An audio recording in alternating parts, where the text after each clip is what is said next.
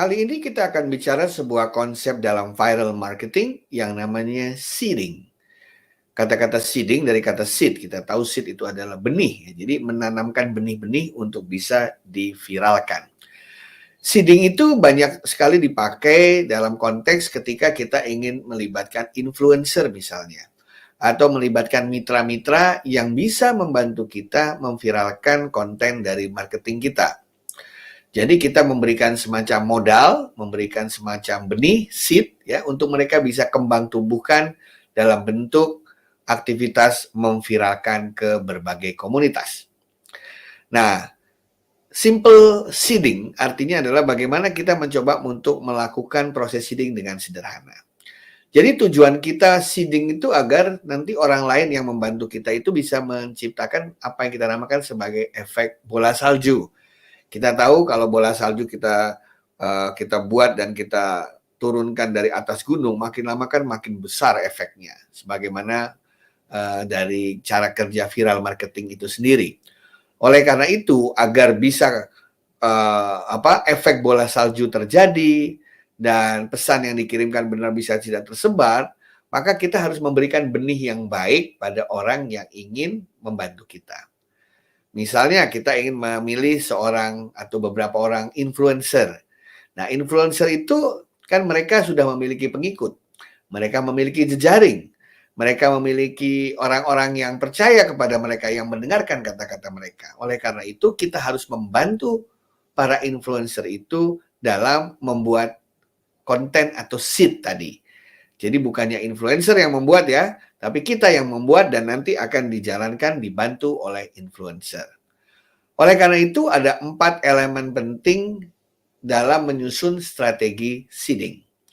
Yang pertama tentu saja kontennya. Kontennya harus high quality, harus bagus ya, dan harus memorable. Memorable artinya orang mengingatkan, selalu membuat orang teringat-ingat padanya bahwa dia pernah menerima informasi itu, konten itu. Sama seperti Anda kan ketika mendapatkan konten yang baik, yang berkualitas, yang relevan dengan kebutuhan Anda save, Anda simpan.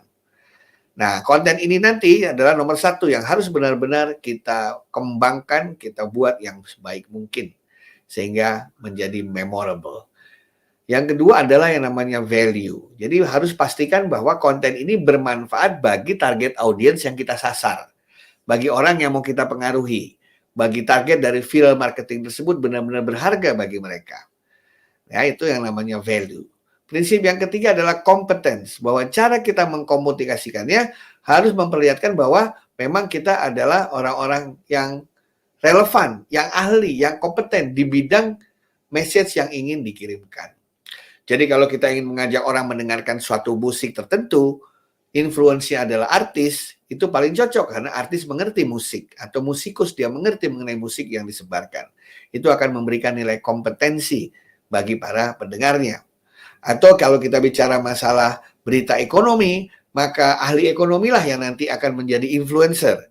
Karena cara mereka berbicara, konten, cara mereka menegaskan mengenai pentingnya message yang disampaikan itu benar-benar sesuai dengan bidang kompetensinya. Itu akan lebih membuat menjadi viral daripada orang lain mengomentari sesuatu yang bukan dari bidangnya. Barulah yang terakhir adalah target audiensnya. Target audiens ini banyak gitu ya. Apalagi di Indonesia ini sangat heterogen. Kita harus memastikan siapa sebenarnya yang kita sasar. Laki-laki atau wanita, orang tua, muda atau anak-anak, remaja, pemuda, yang di mana? Tinggal di kota besar, di desa, di kabupaten, atau di mana. Nah, oleh karena itu, perlu adanya yang namanya analisis terhadap personas atau karakteristik dari target audience, customer, atau buyer yang kita tuju. Kita harus tahu perilaku mereka seperti apa, terutama perilaku mereka dalam mengoperasikan media sosial dan dalam membelanjakan atau membeli kebutuhan sehari-hari.